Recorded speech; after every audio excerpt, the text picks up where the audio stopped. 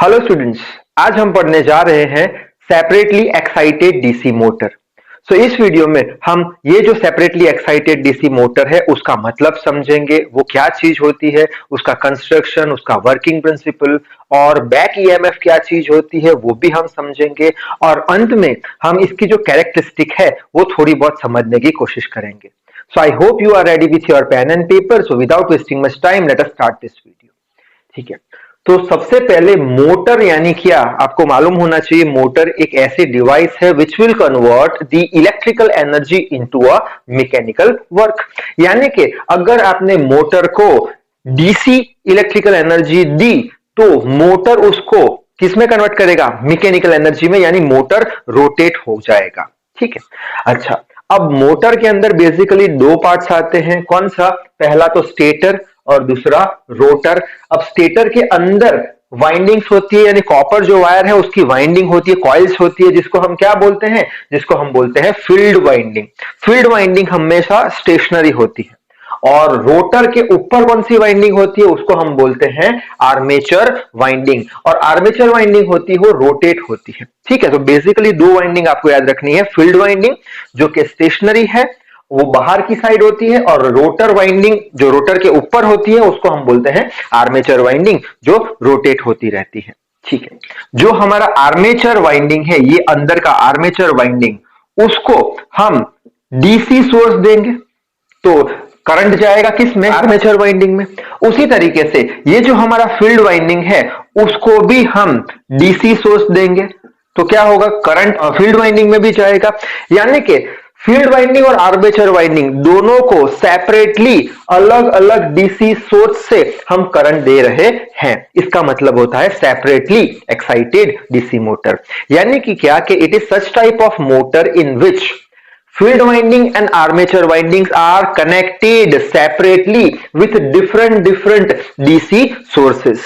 तो आपको मतलब भी समझ में आ गया होगा। ठीक है, अब हम इसके कंस्ट्रक्शन समझने की ट्राई करते हैं।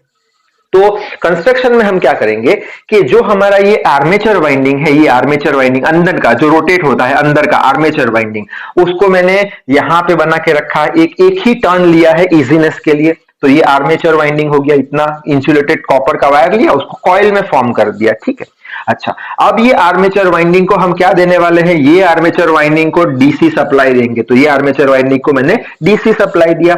और आपको मालूम है ये आर्मेचर वाइंडिंग किसके ऊपर होता है, शाफ्ट के ऊपर होता है। तो ये शाफ्ट बना दिया जो रोटेट होगा। ठीक है, अच्छा अब ये जो आर्मेचर वाइंडिंग है उसके साथ मैंने ये कम्युनिकेटर या बोल दो ब्रशेस को कनेक्ट कर दिया है, simply to provide the current. इसमें ज्यादा डिटेल में जाएंगे नहीं। ठीक है, यहां तक आपको समझ में आ गया। ये आर्मेचर वाइंडिंग हो गया, ब्रशेस से कनेक्ट कर दिया। ये आर्मेचर वाइंडिंग हो गया, ब्रशेस से कनेक्ट करके डीसी सोर्स दे दिया इसको। ठीक है, अब बाद में कौन सा आता है, बाद में आता है फील्ड वाइंडिंग।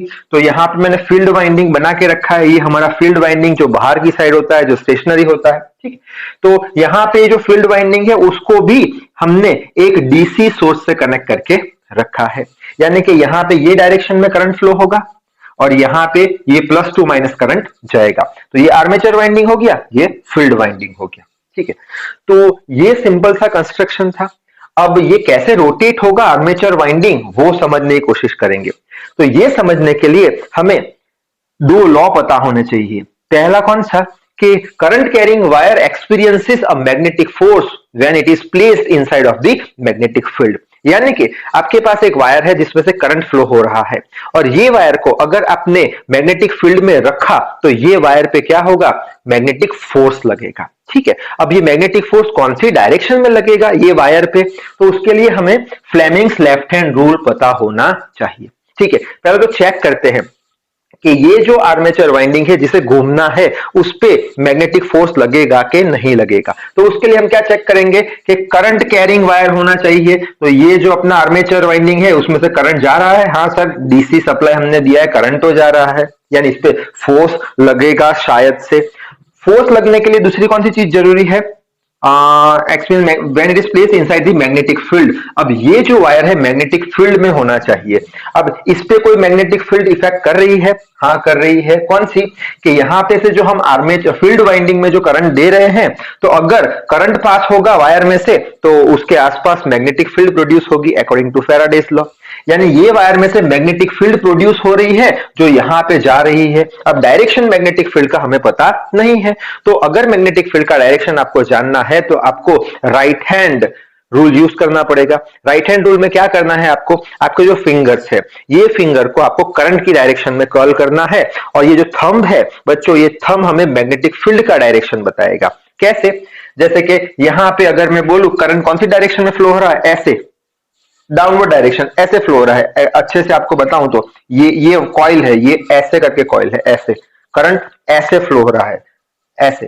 तो ऐसे कर्ल किया, डायरेक्शन कौन सा आया, मैग्नेटिक फील्ड का, ये साइड। उसी तरीके से यहां पे भी करंट ऐसे फ्लो रहा है, डायरेक्शन कौन सा आया, ये साइड मैग्नेटिक फील्ड का। यानी कि मैग्नेटिक फील्ड का डायरेक्शन जो है वो टूवर्ड्स राइट आ रहा है। यानी कि ये करंट कैरिंग कॉइल है, ये मैग्नेटिक फील्ड में रखी है, यानी ये कॉइल पे कुछ मैग्नेटिक फोर्स लगेगा। अब कौन सी डायरेक्शन में लगेगा वो समझने के लिए Fleming's left hand rule use करेंगे। तो फ्लेमिंग लेफ्ट हैंड रूल ने क्या बोला है कि आपका लेफ्ट हैंड लो और उसमें आपकी जो फिंगर्स है उसको आप मैग्नेटिक फील्ड की डायरेक्शन में रखो, थंब को करंट जहां फ्लो हो रहा है वो डायरेक्शन में रखो। तो ये जो आपका पाम है, हथेली है, वो डायरेक्शन बताएगी मैग्नेटिक फोर्स की। वापस एक बार, फ्लेमिंग्स लेफ्ट हैंड रूल ये बताता है कि आपका जो लेफ्ट हैंड है उसकी जो फिंगर्स है उसको आप मैग्नेटिक फील्ड की डायरेक्शन में रखो, थंब है उसको आप करंट जहां फ्लो हो रहा है वो डायरेक्शन में रखो। तो पाम क्या बताएगा, मैग्नेटिक फोर्स बताएगा जो वायर पे लग रहा है जो डायरेक्शन में। ठीक है, तो ये अप्लाई करने की कोशिश करते हैं। कैसे, पहले तो रख दिया ये मैग्नेटिक फील्ड की डायरेक्शन, ठीक है। अब करंट कैरिंग वायर में सपोज एक ब्रांच का मैं कंसीडर करूं, AB ब्रांच का कंसीडर करूं, तो करंट कहां, ऊपर फ्लो हो रहा है, थंब को कहां ले जाएंगे, थंब को ऊपर ले जाएंगे, ये मैग्नेटिक फील्ड, ये थंब ऊपर गया। पाम कौन सी डायरेक्शन में है, परपेंडिकुलर टू बोर्ड यानी आउटवर्ड्स। यानी ये जो ब्रांच AB है बच्चों, यहां पे फोर्स कहां लगने वाला है, आउटवर्ड्स फोर्स लगने वाला है, यानी ये ब्रांच में ये साइड फोर्स लगेगा। ठीक है, उसी तरीके से अगर हम CD ब्रांच पे मैग्नेटिक फोर्स फाइंड करें तो वापस से मैग्नेटिक फोर्स फील्ड की डायरेक्शन में ये रख दिए फिंगर, करंट की डायरेक्शन में कहां है, डाउनवर्ड्स है, तो ऐसे रख दिया, ऐसे रख दिया। तो पाम मेरे को कहां बता रहा है, इनवर्स बता रहा है, परपेंडिकुलर टू बोर्ड। यानी ये ब्रांच CD में बच्चों फोर्स कहां रखेगा, यहां पे लगेगा इनवर्स। यानी कि AB ब्रांच में आउटवर्ड्स, CD ब्रांच में इनवर्स, यानी इनिशियल टॉर्क मिल जाएगा कॉइल को घूमने के लिए। ठीक है, अच्छा, अब कॉइल ने हाफ रोटेशन खत्म कर दिया, सपोज हाफ रोटेशन खत्म कर दिया, हाफ रोटेशन खत्म कर दिया, यानी कि ये जो CD वाला पोर्शन है, ये जो CD वाला पोर्शन है वो ये साइड आ जाएगा, ये जो CD वाला पोर्शन है वो ये साइड आ जाएगा, और AB वाला पोर्शन यहां चला जाएगा, AB वाला पोर्शन यहां चला जाएगा। ठीक है, अब कनेक्शन देखिए, यहां पे ये प्लस माइनस तो कनेक्टेड ही है, यानी करंट फ्लो यही CD ब्रांच में यहां से और AB ब्रांच में यहां से करंट फ्लो होगा। अब मैग्नेटिक फील्ड का डायरेक्शन कौन सा है, यही डायरेक्शन है, मैग्नेटिक फील्ड तो चेंज नहीं हो रही। अब यहां पे अगर हम यही same Fleming's left hand rule लगाएंगे तो ये अपवर्ड यानी थंब ये ऊपर, और ये वाला हमारा कौन सा, मैग्नेटिक फील्ड डायरेक्शन, तो पाम वापस ये कौन सा हो गया, आउटवर्ड्स हो गया, और इसी तरीके से ये इनवर्स हो गया। यानी एक बार ये घूम के आधा रोटेशन कर दिया, फिर यहां से वापस ऐसे करके वापस घूमेगा। यानी अब मोटर जो है हमारा, ये जो रोटर या बोल लो आर्मेचर वाइंडिंग, रोटेट होना शुरू हो जाएगा। तो ये था इसका वर्किंग प्रिंसिपल। आई होप आपको समझ में आया होगा। ठीक है, अब इसमें एक इंपॉर्टेंट टर्म है बच्चों, उसको बोलते हैं हम बैक EMF। तो बैक EMF की बात कर देते हैं। अब बैक EMF यानी क्या बच्चों, वो समझने के लिए आपको इलेक्ट्रोमैग्नेटिक इंडक्शन का प्रिंसिपल पता होना चाहिए।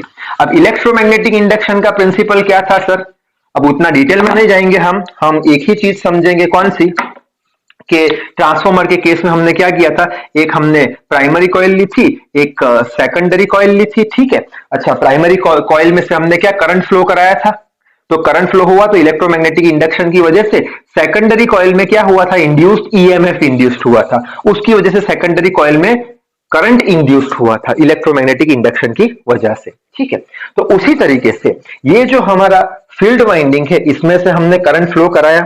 अब इसमें से हमने करंट फ्लो कराया तो according to the electromagnetic induction principle क्या होगा, आर्मेचर वाइंडिंग में एक इंड्यूस्ड EMF प्रोड्यूस होगा। वो इंड्यूस्ड EMF की वजह से ये जो आर्मेचर वाइंडिंग है उसमें कुछ करंट इंड्यूस होगा। करंट इंड्यूस होगा। अब इसमें करंट इंड्यूस हो गया है, यानी इसका मतलब ये आर्मेचर वाइंडिंग जो है वो भी एक EMF इंड्यूस करेगा, किसमें, फील्ड वाइंडिंग में, ठीक है। और जो भी ईएमएफ इंड्यूस करेगा फील्ड वाइंडिंग में, वो इंड्यूस्ड ईएमएफ का ये जो फील्ड वाइंडिंग है अपोज करेगी। क्यों सर अपोज करेगी? According to Lenz law. Lenz law क्या बोलता है? जो भी इंड्यूस्ड फील्ड हो रही है उसका जो कॉज है उसको अपोज करेगा। वो हमने डिटेल में पढ़ा है। वापस एक बार देख लेते हैं कि ये जो फील्ड वाइंडिंग है उसमें से जो करंट जा रहा है वो एक ईएमएफ आर्मेचर वाइंडिंग को इंड्यूस्ड करेगा, यानी आर्मेचर वाइंडिंग में करंट फ्लो होना शुरू हो जाएगा। अब आर्मेचर वाइंडिंग में जो करंट फ्लो हो रहा है बच्चों, उसकी वजह से एक ईएमएफ इंड्यूस्ड होगा। ये आर्मेचर वाइंडिंग एक ईएमएफ इंड्यूस्ड करेगा।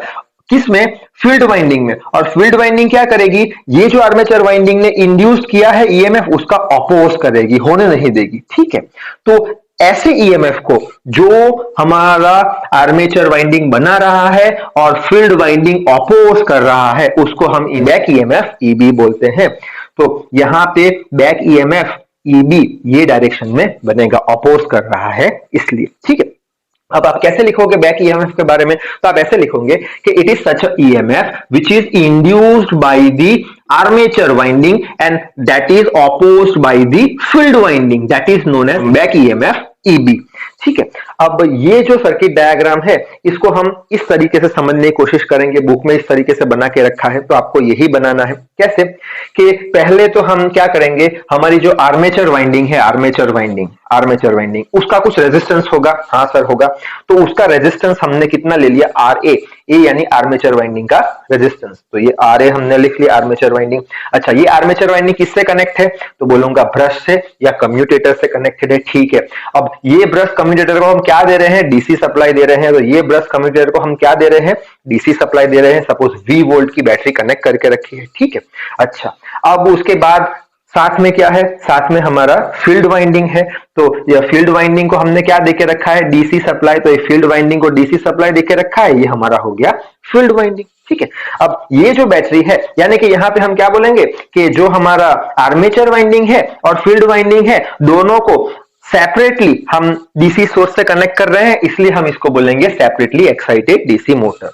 अब यहां से ये जो बैटरी है उसमें से लाइन करंट IL निकला, जो हमारा आर्मेचर वाइंडिंग है उसमें IA करंट गया और बैक ईएमएफ ऊपर की ओर हमने बना दिया, ठीक है। अच्छा, अब बैक ईएमएफ का अगर आपको इक्वेशन जानना है तो हम क्या करेंगे? ये जो पोर्शन है आर्मेचर वाइंडिंग का उसमें हम किरचॉफ वोल्टेज लॉ लगाएंगे, जो हम डिटेल में पढ़ चुके हैं। तो उसके लिए हम एक लूप कंसीडर करेंगे। करंट की फ्लो की डायरेक्शन में करंट ऐसे फ्लो हो रहा है, एक लूप कंसीडर कर दिया, ठीक है। अभी -2 प्लस V आ गया, लूप का डायरेक्शन ये और करंट का डायरेक्शन सेम, तो -IR ले लिया, IRA ले लिया। फिर ये बैक ईएमएफ ऊपर की डायरेक्शन में तो अपोज कर रहा है तो माइनस ले लिया और प्लस ब्रश लॉसेस कर दिए। अब ये इक्वेशन पे से ये आप बना सकते हैं EB is equals to this. तो ये इक्वेशन बहुत ही इंपॉर्टेंट है, याद